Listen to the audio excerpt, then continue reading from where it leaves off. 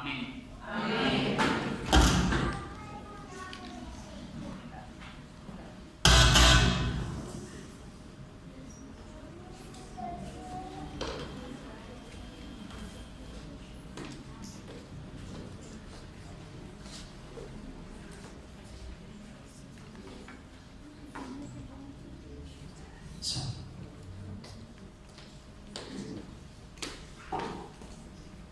Buenos días, hermanos. Buenos días. Para mí es más que un gusto, más que un privilegio poder estar aquí con ustedes, y quiero agradecerles sinceramente a todos los líderes, a los ancianos que muy amablemente me incluyen en la lista de predicación. Me siento muy honrado porque es la única manera de poder compartir con ustedes temas, diálogos sobre la Escritura, diálogos que realmente son fundamentales y prioritarios para la Iglesia de Dios en el tiempo del fin. El día de hoy vamos a hablar sobre un tema que realmente es álgido y que nos atañe a todos en la Iglesia Adventista como miembros, como visitas, y es un tema que realmente casi no se toca porque ya se obvia, y tiene que ver con la eclesiología. La eclesiología significa, la palabra eclesia, ¿de qué creen ustedes que habla? De iglesia, la iglesia.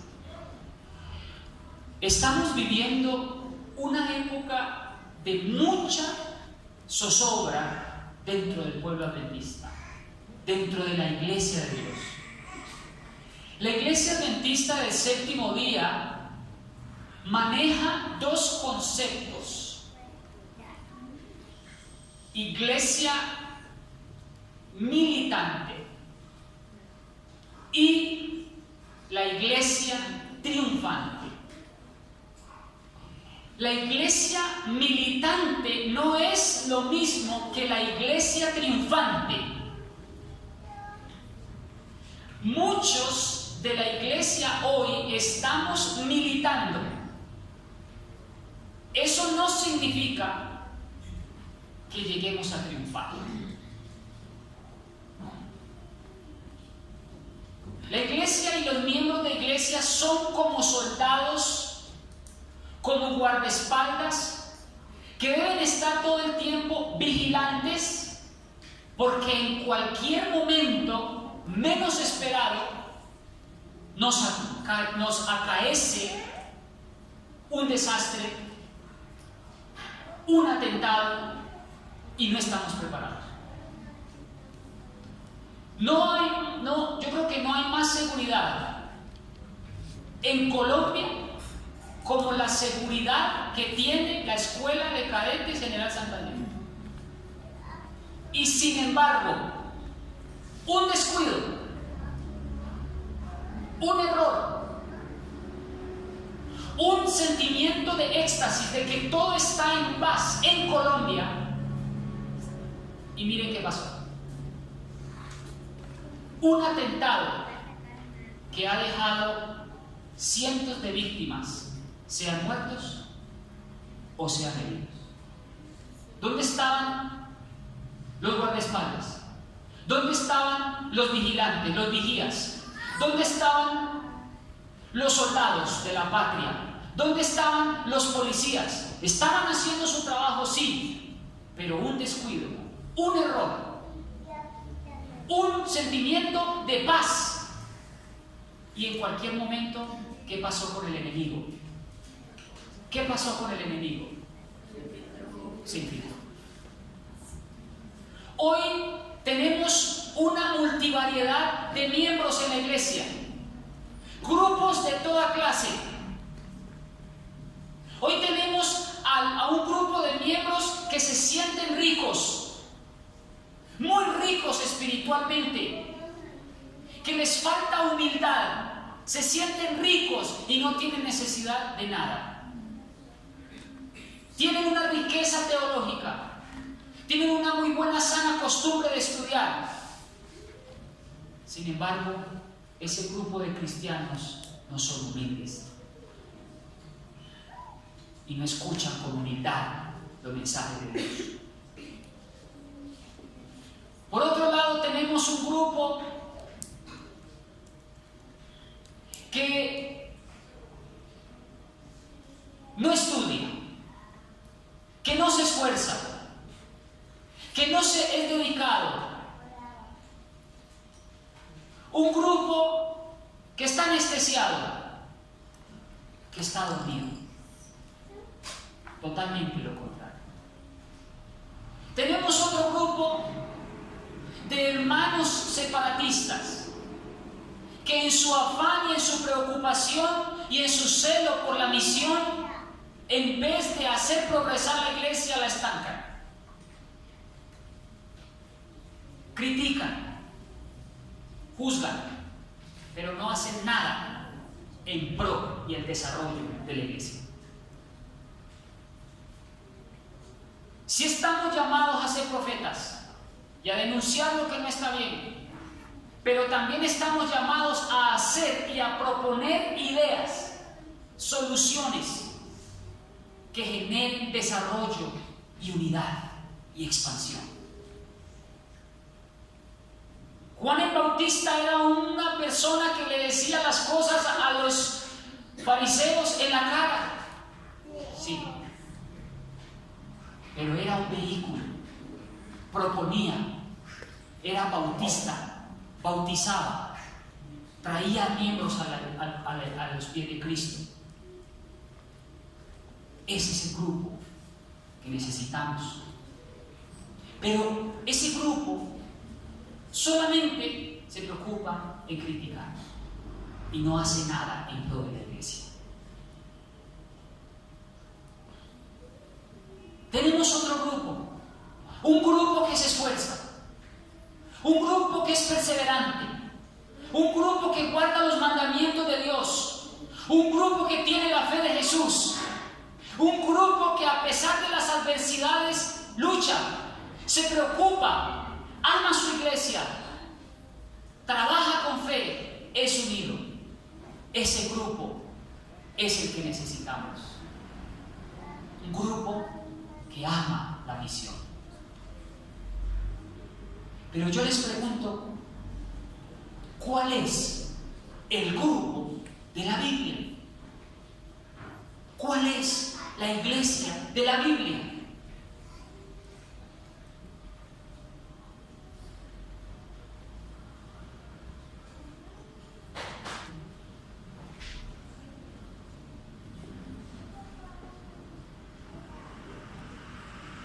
La palabra eclesía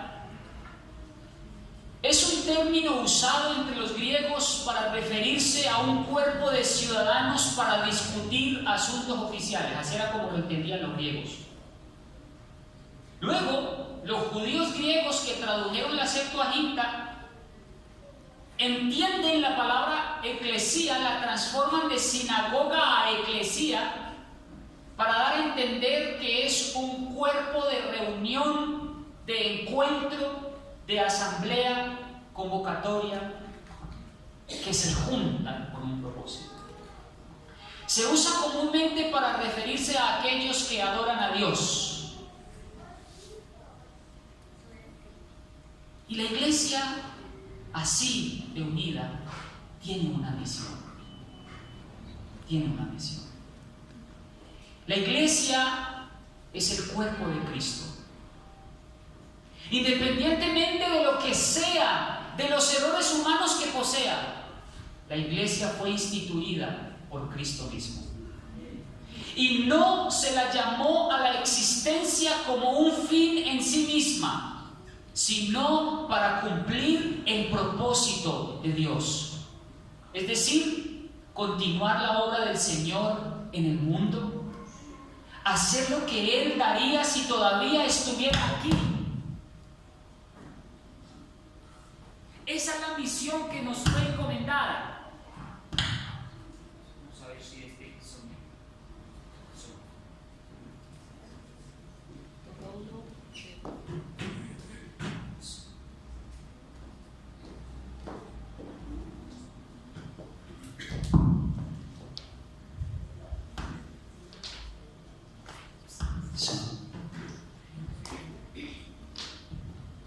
¿qué haría Cristo si estuviera hoy en la tierra por su iglesia?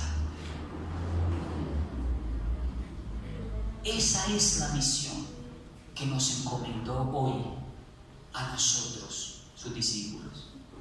Esto explica por qué desde esa perspectiva la iglesia no solamente tiene una misión, sino que la iglesia es la misión. En toda la Biblia, Dios es alguien que envía a sus mensajeros. Es un Dios de misiones. Le encomienda una misión para que lleve un mensaje. Y eso somos nosotros, un grupo de creyentes en las que se nos ha encomendado una misión. Si nosotros nos acordamos, por ejemplo, si yo les pregunto ¿qué ha hecho Dios o qué misiones le ha encomendado al hombre? Preguntémonos la misión que le encomendó a Noé.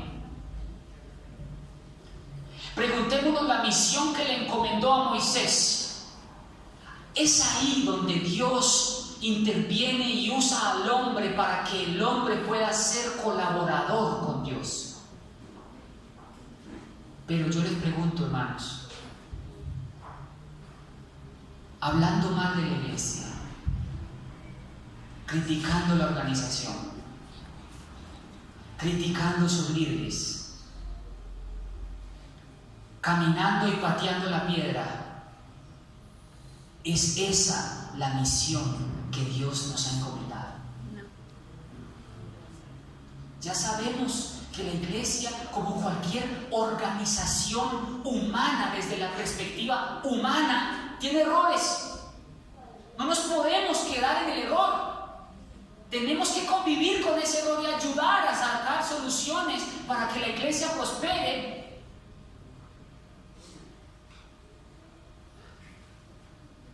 Su forma característica de acercarse Dios a los seres humanos es utilizando a alguien para que lleve una misión.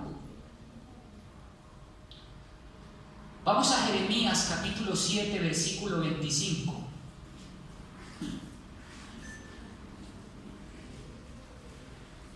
Jeremías capítulo 7, versículo 25 dice, busquen por favor en su escritura, que la vamos a usar bastante.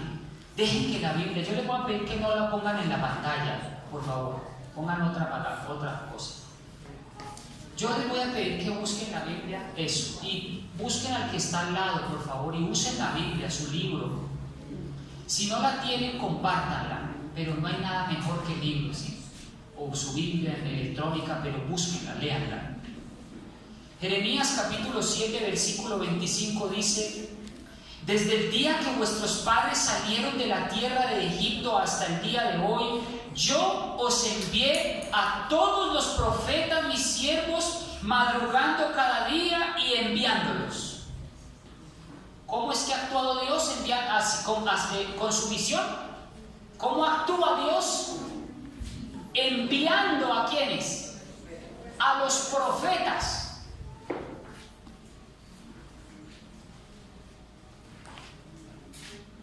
Dios, por ejemplo, cumplido el tiempo, envió a su Hijo.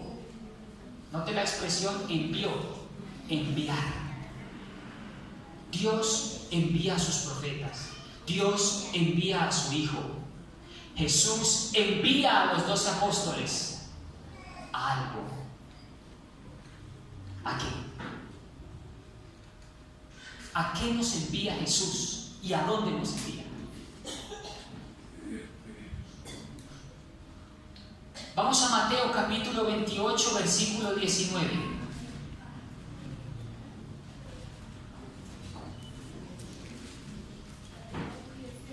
Mateo 28, versículo 19.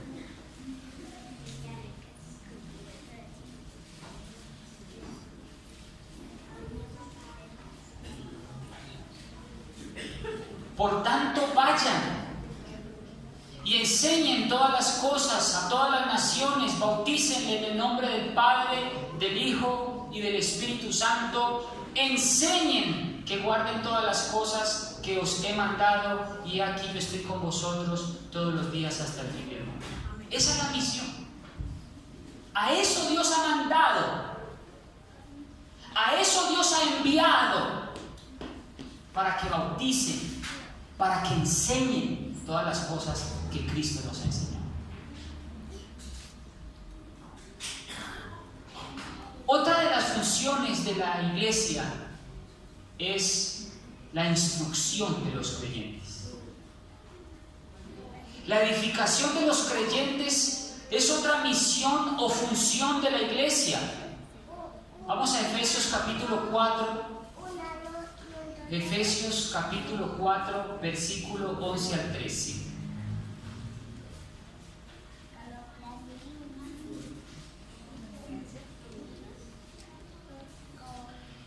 Y él mismo dio a unos apóstoles, y a otros profetas, a unos evangelistas, a unos pastores y maestros, a fin de perfeccionar a los santos para la obra del ministerio, para la edificación del cuerpo de Cristo.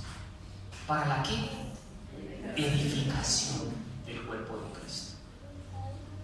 Hermanos, si nos detenemos en la crítica, si nos quedamos en el juzgar a los miembros, inclusive a los líderes, si nos detenemos en ser piedra de tropiezo en la obra, les pregunto, ¿estamos siendo mensajeros con el mensaje correcto? ¿Estamos edificando con nuestro mensaje? Yo me pregunto, ¿cómo hizo Juan el Bautista para decir a los fariseos, generación de víboras, sepulcros blanqueados, y sin embargo bautizar? ¿Cómo hacía para bautizar con un mensaje tan duro? Tenía en su corazón a Jesucristo. Tenía en su corazón, en lo más profundo de su corazón, a Jesucristo. Pero muchos tienen en lo más profundo de su corazón la reforma posalud. Muchos tienen en lo más profundo de su corazón no comer carne. Muchos tienen en lo más profundo de su corazón Babilonia, y eso es lo que predican. Muchos tienen en lo más profundo de su corazón el Papa o el papado, y eso es lo que predican. Pero estamos con perspectivas equivocadas cuando somos llamados a dar el mensaje correcto.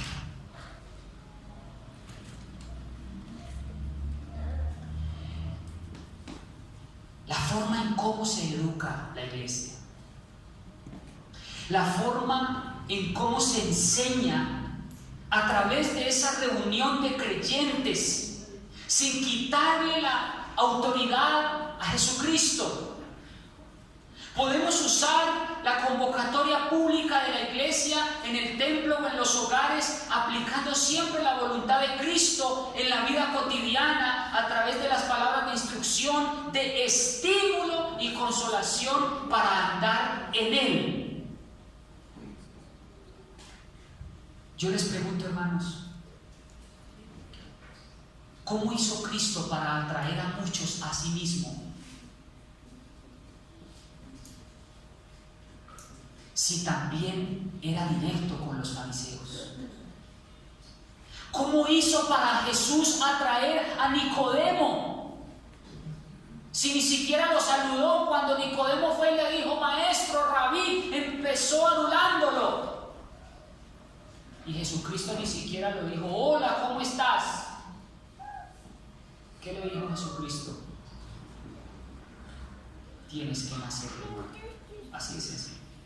¿Cómo hizo Jesús para dar un mensaje contundente y sin embargo atraer a Nicodemo y servirle, inclusive prestarle su tumba para que muriera dignamente?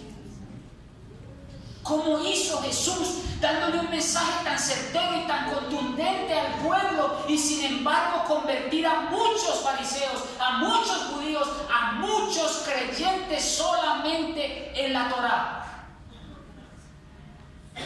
Hermanos, Jesús tenía algo en sus ojos. Jesús tenía algo en su espíritu. Jesús, aunque corregía con rudeza a veces, duro como era su corazón, manso, sus ojos penetraban amor. Pregunto, líderes, ancianos, hermanos de todos los niveles jerárquicos de la iglesia, ¿estamos dando el mensaje correcto, con un espíritu correcto?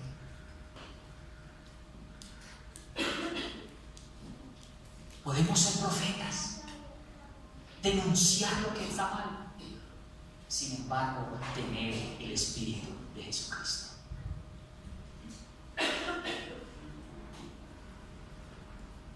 Otra de la misión de la iglesia es el cuidado para los necesitados y dolientes. Jesús era reconocido por su ministerio de sanidad y él esperaba que sus discípulos hicieran lo mismo. Pero nos hemos quedado tan ocupados y tan absortos en la letra y en la ley que se nos olvidó visitar al huérfano, al pobre, al menesteroso, y estamos solamente quedándonos con la letra.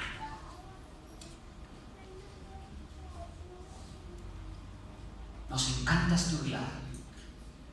Como dice mi suegro, nos estamos volviendo, ¿cómo dice, hermano? Reliquias de museo, no sé. ¿Cómo es?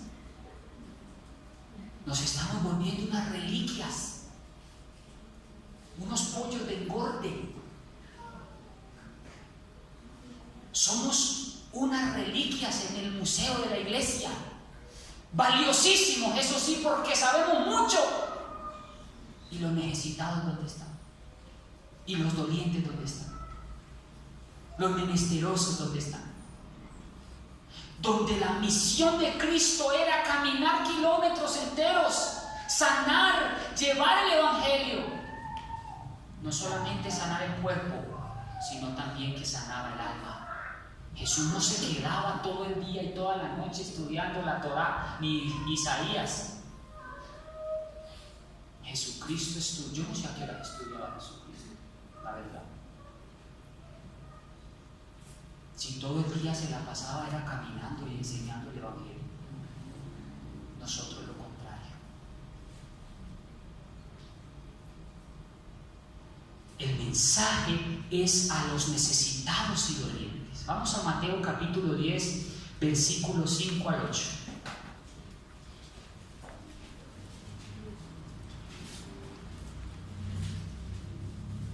¿Están dormidos? Digan amén, a ver si quieren dormir.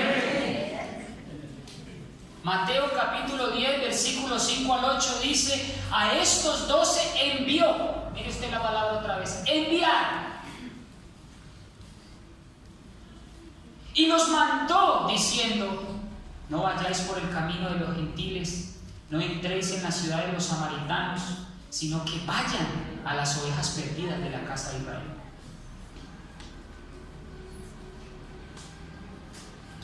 ¿Dónde debe ir el mensaje primero? ¿A dónde debe ir el mensaje primero? A la casa de Dios primero. Fortalecernos unos con otros primero.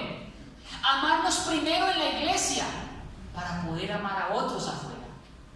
Pero ¿cómo podemos llevar un mensaje de sanidad si en la misma iglesia hay crítica?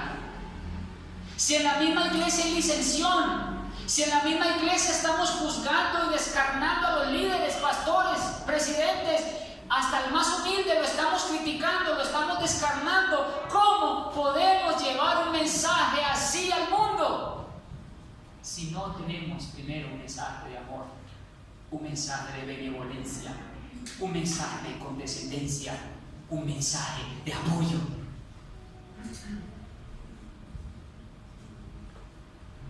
Versículo 7. Vayan, prediquen diciendo: el reino de los cielos se ha acercado. Vayan, prediquen que Babilonia es tal cosa. Eso dice ahí. Vayan, prediquen sobre las 7 plagas. Eso dice ahí. Vayan, prediquen sobre quiénes son los 144,000 y la gran multitud. Eso dice aquí. No. La prioridad del Evangelio es predicar el reino de los cielos. Predicar que Jesucristo ha descendido, se hizo carne y habitó entre nosotros. Esa es la prioridad del Evangelio. Versículo 8. Vayan, critiquen. Vayan y acaben con la iglesia. Eso dice. Creo que mi versión está equivocada. ¿Cómo? Hagan grupo aparte. Vaya y hagan grupos separatistas. Vaya y hagan grupos de la vara del pastor. Y váyanse para Pablo, váyanse para Pablo, váyanse para Silas, váyanse con Julano y con Perencejo. Eso es lo que está diciendo la Biblia. La Biblia me está diciendo: vayan y salen enfermos, limpien leprosos, resuciten muertos, echen fuera demonios. De gracia recibiste, de gracia dar. Pero nos quedamos, hermanos, horas enteras sacándole pelos a la calavera, tratando de entender Apocalipsis 13.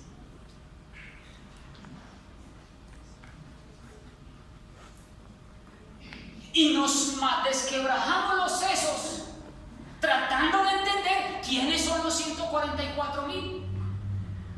Cuando en realidad la pureza, el corazón del mensaje es Jesucristo, es la misión de ir al necesitado. Y luego vendrá por añadidura el conocimiento, porque es progresivo. Yo le hago una pregunta, hermano, que me hizo caer en cuenta Karen una vez. Estuvimos hace un par de semanas en Medellín y nos contaba el testimonio de unos hermanos médicos y una enfermera que se fueron para Siria, Palestina, a predicar el Evangelio de Jesucristo. Hermanos, y les digo una cosa: estos hermanos misioneros, ¿ustedes creen que tenían tiempo para predicarle quiénes eran los 24 ancianos a los musulmanes? ¿Ustedes creen que estos hermanos misioneros de otros países predicaban sobre los 144,000? ¿O predicaban sobre la gran apostasía de Apocalipsis? ¿O de las 7 plagas? ¿Usted cree que esto era lo que le enseñaban los musulmanes y los árabes? ¿Qué era lo que le enseñaban estos personajes a los de otras veces? Primero, ni siquiera era por el mensaje, era por su ejemplo. Y cómo a partir de su ejemplo se ganaban su confianza, y luego le decía a los musulmanes o judíos: este es Jesucristo. No pueden hablar, por ejemplo, en otros países no pueden hablar directamente de Jesucristo. No pueden, por ejemplo, enseñar Jesucristo es Dios y tal. Eso no pueden hacerlo porque los pueden matar, literalmente. Y está prohibido hablar de Jesús en otras denominaciones. Pero ¿saben cuál es la estrategia de estos misioneros? Sanar, curar, visitar. Entonces, un musulmán que ve esas atenciones dice: pero ¿este quién es? ¿De dónde viene y para dónde va? ¿Por qué es tan amable conmigo? ¿Y usted qué cree? Es ahí donde el misionero dice: yo sigo a un Señor, yo sigo a un Jesús que me enseñó a amar y a servir. ¿Cómo les parece ese hombre?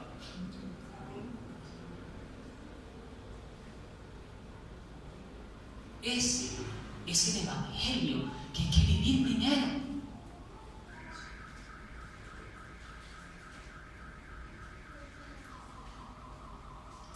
Otra misión de la iglesia es glorificar a Dios. Todos los miembros que habemos aquí, nuestra misión de la iglesia ya no es más criticar, ya no es más. Hermanos, por favor. ¿Qué es que se vino con la falda corta, con la falda larga? ¿Qué es que tiene el pelo corto? ¿Qué es que usa anillo? ¿Qué es que se pinta? ¿Qué es que hace esto? ¿Qué es que el pastor? ¿Qué es que el presidente? ¿Qué es que Julano? ¿Qué perencejo? Hermanos, no. Su misión es glorificar a Dios donde quiera que usted vaya. Amén. Su misión, hermano, es glorificar a Dios en la universidad. Es glorificar a Dios mediante su testimonio verbal. Si un profesor, por ejemplo, se para delante suyo y dice es que yo soy ateo, entonces usted se para y dice es que yo soy cristiano. A ver quién va a ganar. Eso es lo que necesitamos. Glorificar a Dios en medio de la incredulidad. Glorificar a Dios en medio de las filosofías humanas. Ridiculizar a los ateos, no que los ateos nos ridiculicen a nosotros. La Escritura dice: hollad al orgulloso. Ese es el mensaje, glorificar a Dios. Hermanos, con un mensaje sencillo, contundente, usted no se salga de la raya. Ejemplo: para mí Jesús es cualquier ser humano, dice uno. Y yo, sí, para mí Jesús es Dios, punto. ¿Qué cuento de la resurrección? Me dicen otros. Yo le dije, ¿verdad? Yo creo en la bendita esperanza de la resurrección y yo espero muy pronto ver a Cristo y escuchar esa voz potente y que va a resucitar a los justos, y tú no vas a resucitar si sigues pensando así. Eso es glorificar a Dios. Es que yo sí voy a la iglesia, pero es que yo no sé, algo por ahí como que medio me enseñan del sábado. Hermano, llega un filósofo, ¿y qué pasa con usted? Lo enreda, le acaba su mente y usted se sale de la iglesia. Una fe sencilla pero firme es lo que necesitamos. Otra misión de la iglesia es la predicación y la evangelización. Es proclamar esas buenas nuevas a Dios y a Jesucristo y al Salvador del mundo. Pero necesitamos un elemento: ser llenos del Espíritu Santo. Hermanos, hay un concepto que está mal entendido en la iglesia, y es que enseñan muchos que el Espíritu Santo se va a retirar del mundo, y eso es cierto, pero hay muchos creyentes que dicen que el Espíritu se va a retirar también del creyente en el fin del tiempo de gracia. Es decir, que cuando el Espíritu Santo se retire sobre la tierra, se va a retirar también de los creyentes. ¿Cuántos creen eso? Es decir, que en el momento del fin del cierre del tiempo de gracia y que el Espíritu Santo se vaya de la tierra, se va a ir también de los creyentes. ¿Ustedes creen eso? Muchos están diciendo que de pronto, cuando el Espíritu Santo se retire, ahora escuchen, vamos a vivir sin intercesor, que es otra cosa. Cuando el cierre del tiempo de gracia se dé y sea inminente y Cristo deje caer el incensario y no interceda más en el lugar santísimo por nosotros, y cuando Cristo diga consumado es y haya silencio en el cielo como por media hora, vamos a vivir sin intercesor. Eso es otra cosa, porque mientras Cristo sale del lugar santísimo por su pueblo para recogernos en la segunda venida, en ese lapso de tiempo vamos a estar sin un intercesor. Pero eso no significa que el Espíritu Santo se aleje del creyente. ¡Nunca! Vamos a Juan capítulo 14, versículos 16 y 17.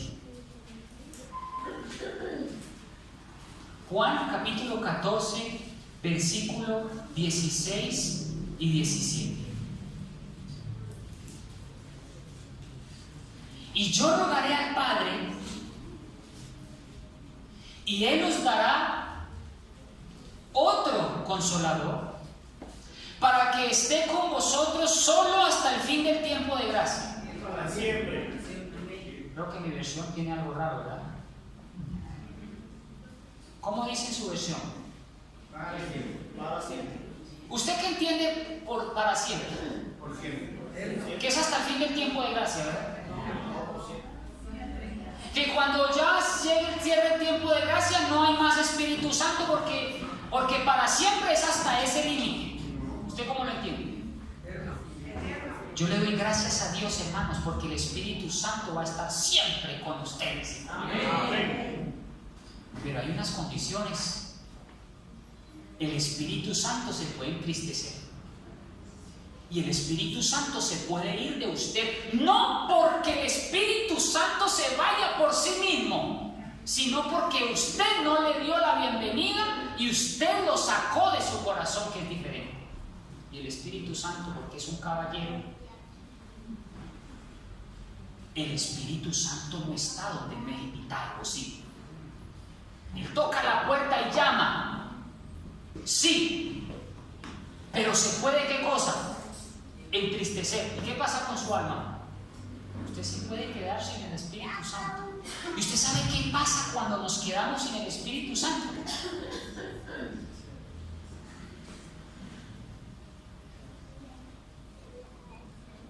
Lo que pasa sin el Espíritu Santo es que nosotros nos quedamos reacios, ateos, ya no queremos saber nada de Dios, no queremos volver a la iglesia, no queremos estudiar, nos volvemos maledicientes, nos volvemos iracundos, nos volvemos malos padres, malos hijos, malos de todo, porque el Espíritu Santo no está. Versículo 18. No los dejaré, ¿qué cosa? Huérfanos, vendré a vosotros. Gloria a Dios. Les voy a leer una cita del Espíritu de Profecía que se encuentra en conflicto inminente, página 86, donde dice que el Espíritu Santo se irá de la tierra, pero solo de los impíos, no del pueblo de Dios, nunca, aún después de que Cristo termine su ministerio sumo sacerdotal. Yo diría amén por eso. Amén. Mire lo que dice. Cuando Cristo abandone el santuario, las tinieblas envolverán a los habitantes de la tierra. Durante este tiempo terrible, los justos deben vivir sin intercesor, a la vista del Santo Dios. Qué terrible, ¿verdad? Va a ser un momento de angustia terrible. Ahí es donde se le conoce como el tiempo de angustia de Jacob.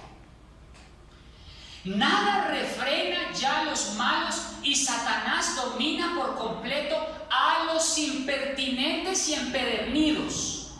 ¿De quién está hablando? De los impíos. Pero los justos ya tienen asegurada esa corona.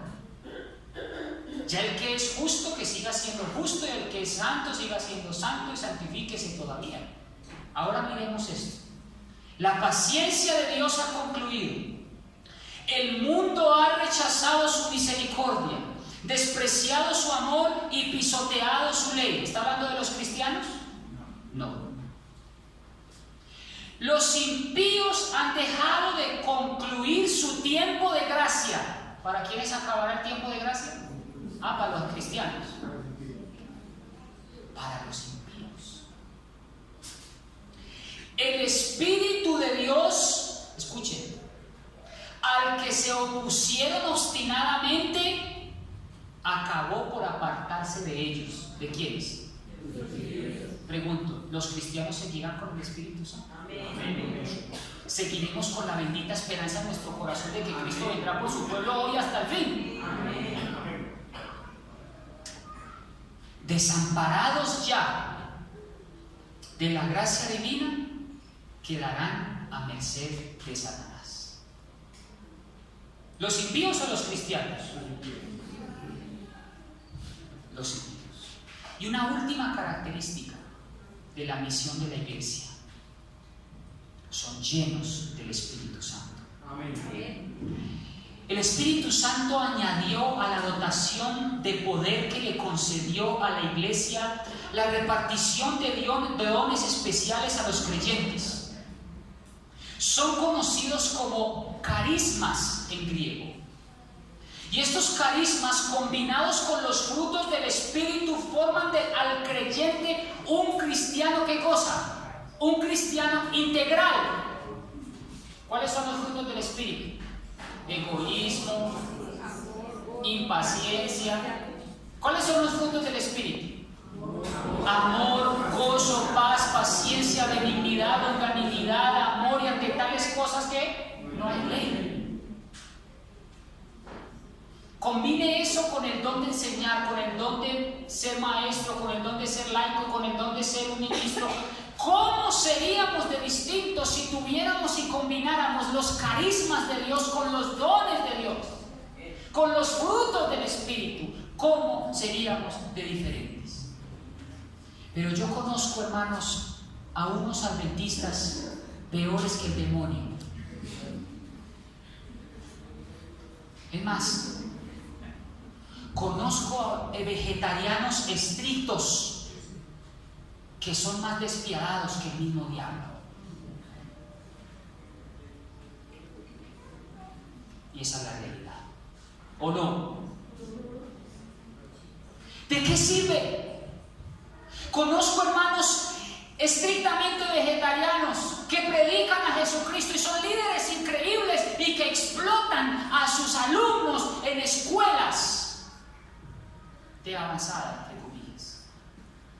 Y no me da miedo decirlo, hermanos, pero el restrepismo es un ejemplo de eso.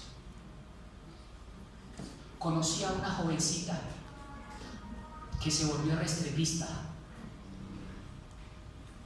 hermanos, y la jovencita se volvió loca.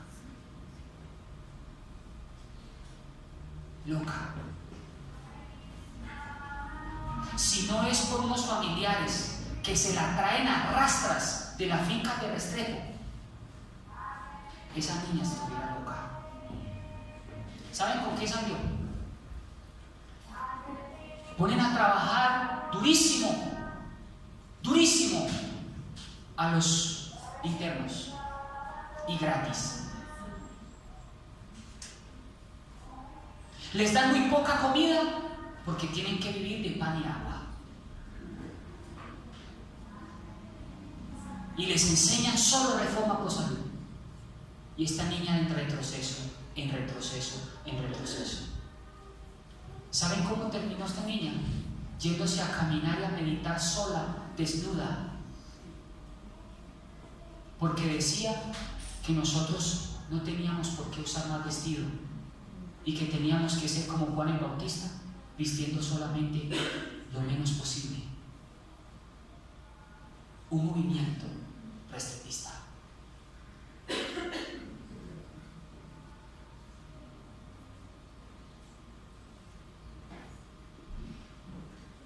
Líderes que están desviados de la misión.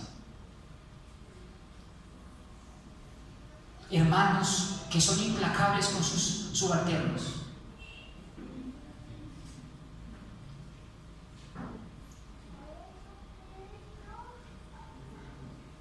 En realidad, la iglesia está perdiendo ese valor. Nuestro adventismo debe estar inmerso en el cristianismo. Sin esa inmersión no es mejor que cualquier otra iglesia evangélica. Nietzsche, un filósofo ateo, dijo una profunda verdad del cristianismo cuando dijo que el mejor argumento contra el cristianismo eran los cristianos. Una vez le preguntaron a Gandhi, ¿tú qué opinas del cristianismo? Y Gandhi dijo, me parece extraordinaria, admiro muchísimo a Jesucristo. Y le dijeron, ¿y entonces por qué no eres cristiano? Y él dijo, el día que yo vea a un solo cristiano practicando las bienaventuranzas, ese día me vuelvo un discípulo de Jesucristo. el mejor argumento contra el cristianismo es el cristiano. ¿Somos adventistas o meramente evangélicos?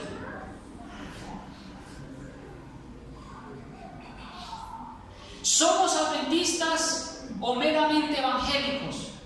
Si el adventismo, hermanos, llega a perder su visión apocalíptica, habrá perdido su razón de existir, ya sea como iglesia o como sistema educativo. Y nos compararíamos como la iglesia Avivamiento, Pentecostales, como cualquier otra iglesia. Nuestra misión está fundada y arraigada en un mensaje apocalíptico, que si pierde esa misión deja de ser lo que es iglesia. Hemos estado predicando demasiado la forma, no el contenido. Sabemos mucho de las bestias, pero no del Señor de las bestias. Las bestias y las profecías cronológicas tienen su lugar, pero en dosis excesivas de algo bueno llevan acabando en algo malo. Los adventistas nos resulta demasiado fácil perdernos en las minucias de la apocalíptica y olvidamos a aquel que le dio el significado verdadero del Apocalipsis. Hacemos excesiva énfasis en Babilonia, en las plagas, en Roma, en el cuerno pequeño, en el Papa, pero no en el mensaje central del Apocalipsis, y es Cristo. El mensaje central del Apocalipsis es que Cristo se muestra como el Cordero. ¿Usted cree que podemos llevar a un mensaje enseñando solamente a Babilonia y Cristo por ninguna parte? ¿Saben qué es lo más curioso, hermanos? Hemos estado predicando muchísimo el santuario, los muebles del santuario. ¿Y dónde está el sacerdote?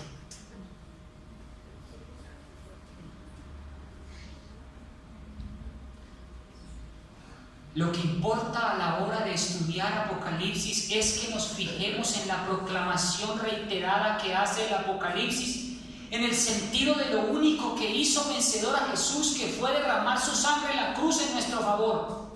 Me atrevería a sugerir que lo único que el cristiano tiene a su favor es al Cordero de Dios que fue inmolado y cuya sangre recubre el camino a la salvación con un método distinto al esfuerzo humano. Quítese el Cordero del Apocalipsis que murió en nuestro lugar y lo único que nos queda es un montón de ética. Ahora bien, con esto concluyo. Si tenemos solo el Cordero de Dios, tenemos medio evangelio. El Cordero fue inmolado, pero los hijos de Dios siguen sufriendo. La fase culminante de la obra del Cordero es la función apocalíptica de Jesús como el león de la tribu de Judá en el tiempo del fin. El león triunfante que vendrá como Rey de Reyes y Señor de Señores. La apocalíptica aborda el fin del pecado y un cielo nuevo y una tierra nueva. La apocalíptica es la esencia del adventismo, no solo porque la interpretamos de forma precisa y adecuada, sino por sus raíces históricas en el movimiento adventista. Si el Cordero inmolado es cuanto tiene en su favor el cristianismo, el león de la tribu de Judá es cuanto tiene en su favor el adventismo. Un adventismo sin el león de la tribu de Judá es un adventismo a medias, igual que el cristianismo sin el Cordero sería completamente inerte. No somos llamados a parecernos a las iglesias evangélicas que predican mensajes de prosperidad y mensajes que a la larga son vacíos y de falsa excitación, como las iglesias evangélicas. Como adventistas, Dios nos llama a ser profetas que proclamen el mensaje del león y del cordero. Por eso el mensaje del tercer ángel es tan importante, porque nuestra misión se centra en temer a Dios y darle gloria, porque la hora de su juicio ha llegado. Es decir, que nuestra misión se fusiona con el cordero y con el león, y también con la proclamación de su juicio, de la ley y del santuario, elementos vitales que no se predican en otra iglesia. Conclusión. El Apocalipsis de Juan es un llamamiento para que dejemos a un lado la relación superficial que tenemos con Dios y con las cuestiones del gran conflicto, y para que abordemos los temas auténticos del espacio y del tiempo en el que vivimos. Llevamos demasiado tiempo procurando adaptar nuestra fe a otras denominaciones para atraerlos a Cristo, suavizando y matizando nuestras creencias y mensajes enfáticos para no alejarlos sino atraerlos. Es hora de proclamar como nunca nuestro mensaje tal como es, pero siempre presentando al Cordero y al León. Amén. Sin el Cordero y sin el León, todo el mensaje adventista se convertirá nada más en una interpretación intelectual sin cosecha. El Apocalipsis de Juan habla de un cielo nuevo y de una tierra nueva también. El Apocalipsis también habla del Cordero y del León. El Apocalipsis es un llamado para que los adventistas despertemos no solo a la belleza del último libro de la Biblia, sino a su poder, contundencia y a su mensaje para nuestra época. Quiera Dios que respondamos al mensaje del libro que hizo de nosotros un pueblo vibrante en la época pionera. Tenemos un mensaje sobre el león y sobre el cordero que estamos en peligro tanto de distorsionar como de perder. El llamamiento es a superar la predicación de puros animales y bestias apocalípticas, donde apuntamos la visión apocalíptica y nos lancemos a ver la otra cara del Apocalipsis, y es ver al Cordero de Dios que quita el pecado del mundo. Amén. Queridos hermanos, yo solo espero que encontremos en el mensaje del Apocalipsis y en la escatología a Jesucristo, el Cordero de Dios que quita el pecado del mundo. Amén. No nos quedemos en las lianas del camino, en la malecita del camino. Despejemos el camino y veamos al Cordero de Dios que quita el pecado del mundo. Yo quiero hacer un llamado. Quiero invitar a todos aquellos que quieran decir: Jesús, yo ya no quiero ser más un cristiano formalista, un cristiano que se dedica solamente a juzgar y a criticar. Yo quiero ser un cristiano que propone ideas y soluciones. Un cristiano que está comprometido con la misión y se apiada y se compadece del prójimo. Yo quiero ser un cristiano diferente para la gloria de Jesucristo. Un cristiano útil para la sociedad. Un cristiano útil para su iglesia. Un cristiano útil para su hogar. ¿Sabe por qué? Porque usted tiene a Cristo en su corazón. Predique con certeza. Predique sin miedo, predique como es, con palabras contundentes, pero que en sus ojos siempre brille el amor de Jesús y atraiga con su mirada y con su espíritu y su corazón al Rey de Gloria. Amén. May God bless you and keep you. It's my desire with all my heart. Que Dios los bendiga. ¿Cuántos quieren decir ese Cristo? Yo quiero ser parte de la iglesia triunfante. ¿Cuántos quieren ponerse de pie? Yo quiero orar por ustedes. Los que puedan, vamos a colocarnos de rodillas. Vamos a orar.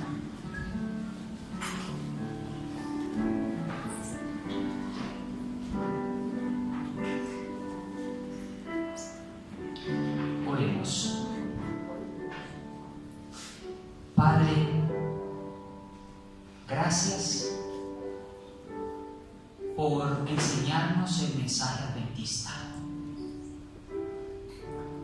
Toda nuestra herencia, todo lo que somos, lo que tenemos, lo que hemos aprendido, se lo debemos a la herencia adventista. Hoy estamos en una época de prosperidad y abundancia de pan espiritual. Pero hubo un momento de sacrificio, de luchas. Nuestros pioneros les tocó estudiar muchísimo para llegar a conclusiones contundentes que han permanecido hasta el día de hoy. Gracias, porque somos parte de un pueblo maravilloso, un pueblo apocalíptico, un pueblo que surge y que está en la profecía apocalíptica. Señor, ayúdanos a no parecernos al mundo evangélico, no. Ayúdanos a ser un pueblo único, santo, apartado para un propósito santo. Que así como los judíos han sobrevivido, así como los judíos, pase lo que pase, resplandecieron, brillaron en su momento, fueron un pueblo especial, particular, por su ley, por su celo, por su palabra, por su estudio, que nosotros también seamos un pueblo único en medio de esta oscuridad. Que no nos parezcamos a Avivamiento ni a los de nada, que seamos un pueblo que da ejemplo y que todos los pueblos miren hacia nosotros y los atraigamos, porque tú estás en medio de nuestro corazón. Señor, hay problemas en tu iglesia y los va a haber siempre hasta la venida de Cristo. No podemos quedarnos en el error, ni en la preocupación, ni tampoco en tildar, ni acabar, ni criticar. Eso no sirve para nada sirve eso. Ayúdanos a proponer ideas, ayúdanos a dar soluciones, a movernos y a ser activos en tu obra. Como cristianos, te pedimos que nos ayudes a no ser más legalistas, fariseos, metódicos, restrepistas, ni boristas, ni gambetistas, que seamos de Jesucristo. Ayúdanos, Señor Jesús, a ser de ti y para ti. Queremos seguirte a ti, a la iglesia, y a unirnos y a trabajar unidos y a esforzarnos y a trabajar y a sanar al prójimo, ir a visitar al huérfano. Eso tiene más valor que aprendernos la Biblia de memoria y ser cristianos implacables, terribles, mentirosos, etc. Danos un día muy feliz, con la esperanza de que vendrás por nosotros y que aquí te estamos esperando para decir: ven, Señor Jesús. Levántanos con tu bendición. Baruch atah Beshem Adonai. Blessed are you, Adonai, Melech de Israel. Beshem Yeshua HaMashiach Meshiach. Tu nombre es precioso, Jesús, y lo pedimos y lo agradecemos en el nombre que es sobre todo nombre, en el nombre de tu Hijo amado, Cristo Jesús. Amén y amén. Vamos a cantar con gozo y alegría un himno muy alegre, muy feliz. ¿Cuál es, hermana? ¿Hermana? 338. Voy a invitar a los hermanos directores de música aquí que canten todos. Vamos a cantar y con esto nos vamos despidiendo. No salgan hasta que yo salga primero, por favor. Muchísimas gracias, que Dios los bendiga. Vamos a cantar y podemos irnos en paz.